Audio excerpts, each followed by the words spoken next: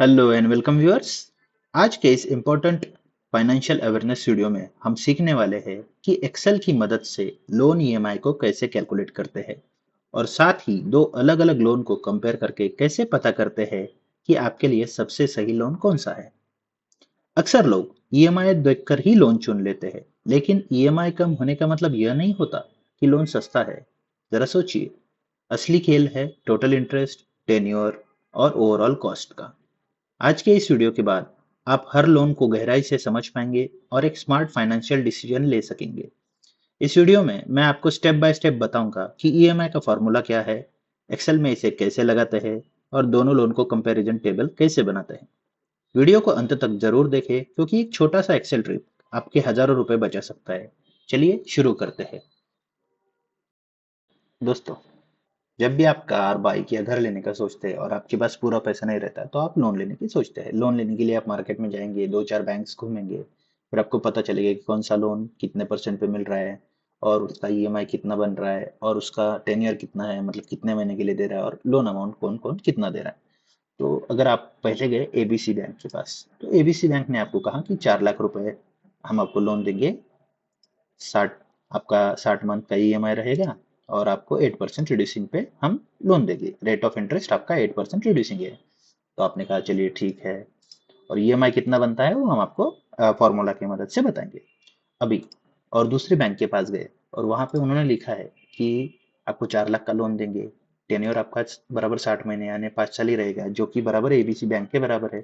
लेकिन हम rate of interest आपको 4% देंगे, वो आपको 8% दे रहे हैं ना, हमको 4% पे ही देंगे फ्लैट। तो आपको सुनने में कौन सा अच्छा लग रहा है? आप अपने दिमाग में आप एक एक सेकंड चाहिए तो वीडियो को पॉज करके अपने दिमाग में सोच लीजिए कि आपको कौन सा लोन रेट ऑफ इंटरेस्ट सस्ता लग रहा है। मैं आपको कुछ नहीं बताऊंगा, वो आपका इंटरनल डिसीजन है। आप चाहिए तो स्क्रीनशॉट लेके रख लीजिए, इस वीडियो को पॉज करके सोच के रख लीजिए अपने दिमाग में। फिर हम वीडियो के एंड में डिसाइड करेंगे कि कौन सा लोन आपको सस्ता पड़ रहा है और कौन सा लोन आपको महंगा पड़ रहा है। चलिए हम निकालना, अभी हम ईएमआई निकालना सीखते हैं। तो दोस्तों, ईएमआई निकालने का फॉर्मूला जो है वो एक्सेल में रिड्यूसिंग रेट ऑफ इंटरेस्ट पे ही काम करता है। फ्लैट रेट ऑफ इंटरेस्ट क्यों? हम ये सीधा मैथ्स के यूज से ही कर सकते हैं, तो इसके लिए कोई फॉर्मूले की जरूरत नहीं है। यहाँ पे देखिए रिड्यूसिंग रेट ऑफ इंटरेस्ट कैसा होता है। रिड्यूसिंग रेट ऑफ इंटरेस्ट का पहले तो मतलब समझिए। देखिए, जब आपने पहला ईएमआई भरा तो उसमें आप कुछ इंटरेस्ट भरेंगे और कुछ प्रिंसिपल भरेंगे। मान लीजिए आपने 5,000 रुपए का ईएमआई भरा, तो जरूरी नहीं कि 5,000 रुपए आपका 5,000 का 5,000 इंटरेस्ट में जाएगा या 5,000 का 5,000 प्रिंसिपल में जाएगा। अगर मान लीजिए 1,000 आपका इंटरेस्ट में जा रहा है तो 4,000 आपका प्रिंसिपल में जाएगा। तो मतलब क्या हुआ, आपके नेक्स्ट ईएमआई में से प्रिंसिपल अमाउंट माइनस होगी और बचेगा कितना, 3,96,000। तो आपका अगला जो इंटरेस्ट लगेगा वो 3,96,000 पे ही लगेगा। उसके अगला वाला इंटरेस्ट लगेगा वो उसमें से प्रिंसिपल माइनस होने के बाद जो प्रिंसिपल बचेगा उस पे ही लगेगा। लेकिन फ्लैट में क्या होता है, फ्लैट में आपका हर मंथ का ईएमआई जो है वो उसमें जो इंटरेस्ट लगता है वो कंप्लीटली 4 लाख के ऊपर ही लगता है। वो आपका पहला ईएमआई हो, दूसरा हो, तीसरा हो या 60वां ईएमआई हो, सब सब पे आपको 4 लाख पे ही 4% इंटरेस्ट लगेगा एनुअल। अभी आपको ये थोड़ा सा सुनने में अजीब लग रहा होगा और समझ में भी नहीं आ रहा होगा कि क्या है, तो मैं आपको एक आसान तरीके से समझाता हूँ। चलिए, अभी पहले आप ये समझिए कि 8% जो लग रहा है वो आपका एनुअल इंटरेस्ट है और ये आपको 100 रुपए के ऊपर 8 रुपए लग रहा है। तो समझ गए आप, एनुअल इंटरेस्ट लग रहा है तो 100 रुपए के ऊपर 8 रुपए लग रहा है। तो अभी आप सोचिए कि 1 रुपए के ऊपर मंथली कितना लगेगा। देखिए, 100 रुपए के ऊपर 8 रुपए लग रहा है, तो 1 रुपए के ऊपर कितना लगेगा, 8 डिवाइडेड बाय 100। तो 1 रुपए के ऊपर आपको 8 पैसा लगेगा और ये आपको ईयरली लग रहा है। तो आप सोचेंगे चलो हाँ ईयरली लग रहा है, ओके कोई बात नहीं। तो अभी मैं इसको क्या करूंगा, मंथली करूंगा। मंथली करने के लिए क्या करना पड़ेगा मुझे, इसको फिर से 12 से डिवाइड करना पड़ेगा। समझ गया? तो ये आपका monthly EMI, monthly rate of interest actual में आपको इतना लग रहा है। ये आपको बोलने के लिए बोला जा रहा है कि 8% रिड्यूसिंग है, लेकिन 8% पर एनम होता है, ये समझ लीजिए। 8% per annum on total amount पर 100 रुपीज, मतलब परसेंट में, मतलब 100 रुपीज पे 8 हो गया तो 1 रुपए पे 8 पैसा हो गया। ये ईयरली हो गया और ये मंथली हो गया। अभी चलिए हम अभी निकालना सीखेंगे ईएमआई। ईएमआई का फॉर्मूला होता है इज इक्वल टू पीएमटी। अब ये याद रखिए, जैसे बाकी के फंक्शंस है जो नाम और उनका फंक्शन का इनिशियल्स दोनों मैच करते हैं। इंटरेस्ट का ईएमआई का इनिशियल पीएमटी होता है, ये कहीं भी मैच नहीं कर रहा है तो इसे याद रखिएगा। अब उसके बाद वो पूछेगा रेट ऑफ इंटरेस्ट। अभी रेट ऑफ इंटरेस्ट आपका 8% है, तो आप 8% लेंगे क्या? नहीं, आप ये लेंगे जो मैंने आपको कैलकुलेट करना सिखाया है। या फिर आपको अगर डायरेक्ट कैलकुलेट करना है तो हम क्या करेंगे, एक डबल ब्रैकेट ले लीजिए, इसको पहले 100 से डिवाइड किया है हमने और फिर 12 से डिवाइड किया है, तो इसका मतलब हम सीधा इसको 1200 से डिवाइड करेंगे। एक्चुअल फिगर तो वही आएगा ना, 0.667। उसके बाद वो पूछ रहा है हमको एन पर। एन पर मतलब नंबर ऑफ मंथ्स, मतलब टेन्योर, तो आप देंगे यहाँ पे 60। ठीक है, ओके। उसके बाद वो पूछ रहा है प्रेजेंट वैल्यू, मतलब आज की रेट में लोन का वैल्यू क्या है, तो आप बोल देंगे 4 लाख रुपया। या फिर आप उसको डायनामिक डायनेमिक करना चाहते हैं तो इसको आप ये कर दीजिए। उसके बाद फ्यूचर वैल्यू क्या रहेगा, जीरो ही रहेगा ना। ठीक है, और उसके बाद क्लोज कर दीजिए। तो आपका ईएमआई बन रहा है माइनस। ये एक्चुअली माइनस में क्यों आया है, क्योंकि एक्सेल ने इसको ऐसे डिजाइन किया है। तो आप भी जानते हैं कि कोई भी फंक्शन को आप -1 से मल्टीप्लाई करेंगे तो उसका वैल्यू प्लस हो जाएगा। तो या फिर आपको चाहिए तो इसके बाहर आप एक माइनस लगा दीजिए, डबल ब्रैकेट क्लोज कर दीजिए, आ गया आपका वैल्यू 8110.56। कोई बात नहीं, ओके। तो आप बताइए मुझे, ईएमआई अमाउंट आपका ये बनेगा। तो आप यहाँ पे मैं 1 से 60 तक लिख लेता हूँ।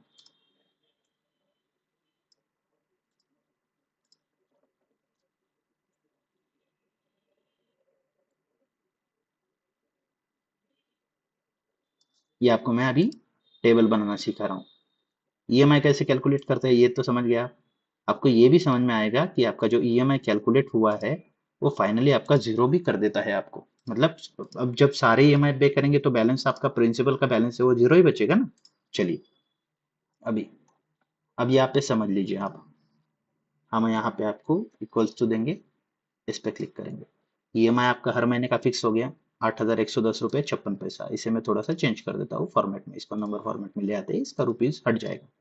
ठीक है, आखिर तक आपका ईएमआई यही रहने वाला है। अगर मैं इसे नीचे ड्रैग करूंगा तो क्या होगा, आपका नीचे जब मैं ड्रैग करूंगा तो क्या होगा, देखिए 0 0 आ रहा है। क्यों? क्योंकि ये रेफरेंस है। रेफरेंस पहले ये ले रहा है, दूसरा ये ले रहा है, तीसरा ये ले रहा है, तो हमें लॉक करना है, तो हम यहाँ पे लॉक कर देंगे। ठीक है, हो गया। देखिए आपके सारे ईएमआई फिक्स हो गए, हर महीने का ईएमआई इतना रहेगा। अभी पहले महीने में आप इंटरेस्ट कितना भरने वाले हैं, पहले महीने में इंटरेस्ट कितना भरेंगे आप, लोन अमाउंट कितना है, 4 लाख रुपया। 4 लाख रुपए के ऊपर महीने का इंटरेस्ट कितना भरेंगे, ये भरेंगे। ये क्यों भरेंगे ये भी मैंने आपको समझाया है। ठीक है, तो आप पहले इतना इंटरेस्ट भरेंगे। उसके बाद प्रिंसिपल कितना भरेंगे, अभी मान लीजिए आपने 8,110 रुपये ईएमआई भरा और इतना इंटरेस्ट भरा, तो बाकी जो रहेगा वो प्रिंसिपल रहेगा, तो इसको आप ईएमआई में से माइनस कर दीजिए। ठीक है, तो आपने पहले महीने में 5,443 रुपये आपने क्या भरा, प्रिंसिपल भरा। और इंटरेस्ट कितना भरा आपने, इंटरेस्ट भरा आपने 4 लाख के ऊपर इतना। समझ गया?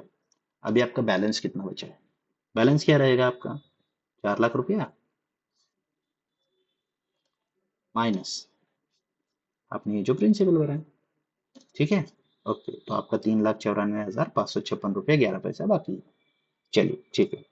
अभी सेकेंड मंथ में हम इसको क्या करेंगे, इंटरेस्ट जो है 4 लाख के ऊपर भरा था, अभी सेकेंड मंथ में हम इंटरेस्ट 4 लाख के ऊपर भरेंगे क्या, नहीं। अब हम इंटरेस्ट भरेंगे इसके ऊपर, क्योंकि इतना ही बैलेंस अमाउंट बाकी है। और ये आपका फिक्स, अभी हम इसको डॉलर दे देंगे। चलिए, अगले महीने में आप 2,630 रुपये इंटरेस्ट भरेंगे और किसके ऊपर, इसके ऊपर भरेंगे। अभी मैं इसे नीचे ड्रैग करके ले जाता हूँ, आपको समझ में आएगा मैंने नीचे क्यों ड्रैग किया, क्योंकि आपने हर महीने में कितना इंटरेस्ट है। अब ये 0 0 आ रहा है, ये जैसे जैसे हम इधर की वैल्यूज एड फीड करते जाएंगे वो ऑटोमेटिक आ जाएगा। अब दूसरे महीने आपने इतना ईएमआई भरा है, इतना इंटरेस्ट भरा है, तो आपका प्रिंसिपल कितना रहेगा, सेम एज दिस। चलिए ठीक है, कर लेते हैं। ओके, अब आप कहेंगे कि भाई मेरा बैलेंस कितना बाकी है। आपका बैलेंस कितना बाकी है, इसमें से अभी इस महीने में सेकेंड मंथ में आपने कितना इंटरेस्ट कितना प्रिंसिपल भरा, इतना। अभी आपका बैलेंस कितना बाकी रह गया, 3,89,000। अभी जैसे ही आप नीचे नीचे नीचे नीचे नीचे नीचे खींचते जाएंगे, तो अभी देखिए जैसे आपका 60वां महीना आ गया, आपका बैलेंस जीरो हो गया। देखिए आपने प्रिंसिपल सब मिला के कितना भरा है, इन सबको आपने ऐड कर दिया, यहाँ नीचे आ गया 4 लाख रुपया। अभी आपने इंटरेस्ट कितना भरा है, 86,633 रुपया। ठीक है, तो अभी मैं आपको यहाँ पे समझाता हूँ। इधर देखिए टोटल अमाउंट आप पेड, आपने टोटल अमाउंट कितना भरा है, इसको 60 से मल्टीप्लाई कर दीजिए, क्योंकि आपने 60 EMI भरे हैं ना इक्वेटेड अमाउंट के, 4,86,633 रुपये। तो जो आपका 86,633 था वो इंटरेस्ट आ गया। अब टोटल इंटरेस्ट पेड कितना है आपका, या आप इसको आप दो तरीके से निकाल सकते हैं, या तो टोटल अमाउंट पेड में से आपका लोन अमाउंट माइनस कर दीजिए, आपका फिर भी 86,633 आ गया, या फिर अभी आप सारे इंटरेस्ट की सम भी कर लेंगे, तो भी आपका यहाँ पे नहीं, सम दिया ही नहीं ना आपने, कुछ फंक्शन देना पड़ेगा। देखिए 86,633 ही पड़ा है, तो आपको ये टोटल अमाउंट पेड है और ये टोटल इंटरेस्ट पेड है। अभी ये समझ में आ गया आपको, ओके। अभी हम आते हैं फ्लैट रेट ऑफ इंटरेस्ट पे। फ्लैट रेट ऑफ इंटरेस्ट का मतलब क्या है, रेट ऑफ इंटरेस्ट यहाँ पे भी यही है कि 100 रुपए के ऊपर 4 रुपए लगेगा, मतलब 1 रुपए के ऊपर कितना लगेगा, दिस डिवाइडेड बाय 100, और ये लगेगा महीने का, साल का, और महीने का कितना लगेगा, equals to this divided by 12। हो गया आपका, तो महीने का आपको लगेगा इतना पैसा, ठीक है, 1 रुपए के ऊपर। अभी कंपनी का क्या कहना है, कि कंपनी का ये कहना है कि मैं आपसे फ्लैट फ्लैट इंटरेस्ट लूंगा। फ्लैट इंटरेस्ट का मतलब क्या हो गया, आपका फ्लैट इंटरेस्ट क्या रहेगा, यहाँ पे देखिए, यहाँ पे ईएमआई अमाउंट फिक्स था, करेक्ट है ना, और इंटरेस्ट चेंज हो रहा था और प्रिंसिपल चेंज हो रहा था। यहाँ पे आपका क्या रहेगा, इंटरेस्ट फिक्स रहेगा, इंटरेस्ट फिक्स्ड है इसलिए प्रिंसिपल भी फिक्स रहेगा, प्रिंसिपल फिक्स है इसलिए ईएमआई भी फिक्स रहेगा। चलिए अब यहाँ पे समझते हैं, इंटरेस्ट आपका कितना लगेगा, आपको हर बार 4 लाख के ऊपर इतना। अभी आप सोचिए, ये दोनों भी अमाउंट फिक्स ही है ना आपके,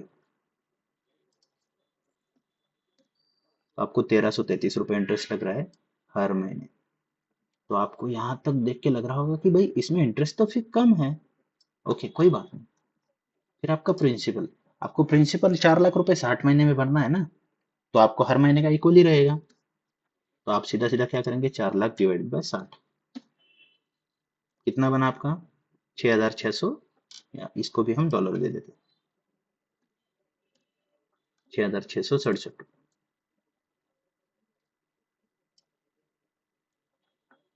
ठीक है, अभी इसको बैलेंस से कोई लेना देना ही नहीं। क्यों लेना देना नहीं बताइए, बैलेंस से इसको इसलिए लेना देना नहीं है क्योंकि इसका इंटरेस्ट भी फिक्स है और प्रिंसिपल भी फिक्स रहेगा हर महीने का।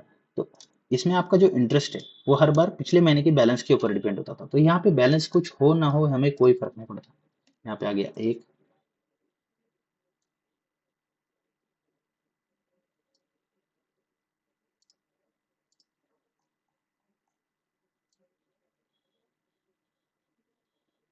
ठीक है, ओके। अभी आप ईएमआई, ईएमआई क्या रहेगा, इंटरेस्ट प्लस प्रिंसिपल, 8,000 रुपये, आपका 8,000 रुपये ईएमआई बनेगा।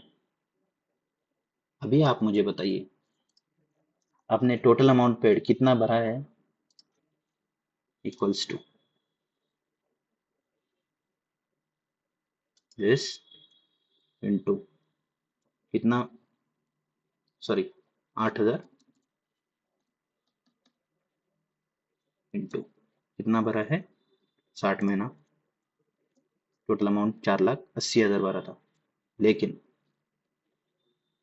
आपने इंटरेस्ट कितना भरा है, दिस माइनस दिस। आपको इसको भी दो प्रकार से कैलकुलेट कर सकते हैं, या तो टोटल इंटरेस्ट, टोटल अमाउंट भरा है उसमें से लोन अमाउंट माइनस कर लीजिए, या फिर इस सब का सम कर लीजिए। इस सब का सम भी आपका घुमा फिरा के 80,000 ही आ रहा है। तो आपने स्टार्टिंग में जो सोचा था कि भाई मुझे 4 लाख रुपए पे 4% फ्लैट इंटरेस्ट आ रहा है, ये अच्छा लगेगा या ये अच्छा लगेगा? तो जैसे हमने कैलकुलेट किया है, अगर आपको 4% फ्लैट रेट ऑफ इंटरेस्ट मिल रहा है तो आप ये आपको ज़्यादा कन्वीनियंट है और ये आपका पैसा बचाएगा, क्योंकि आपने यहाँ पे 6,000 रुपये बचाए हैं। तो अगर आपको कोई फ्लैट रेट ऑफ इंटरेस्ट दे रहा है तो आप पहले कैलकुलेट कर लीजिए। आप अगर कोई ये दे रहा है, आपको क्या बोलते हैं, रिड्यूसिंग रेट ऑफ इंटरेस्ट दे रहा है, तो वो भी आप कैलकुलेट कर लीजिए। जरूरी नहीं कि हर बार आपको फ्लैट इंटरेस्ट ही अच्छा मिले, और ये भी जरूरी नहीं कि आपको हर बार रिड्यूसिंग रेट ऑफ इंटरेस्ट अच्छा मिले। तो जाहिर है, आशा है आपको आज का वीडियो अच्छे से समझ में आया होगा। तो आज मैं आपके लिए एक असाइनमेंट दे रहा हूँ। ये मैं आपको 4 सिनेरियो दे रहा हूँ। बैंक वन जो आपको 4 लाख रुपए लोन दे रहा है 60 महीने के लिए 7% रिड्यूसिंग इंटरेस्ट पे।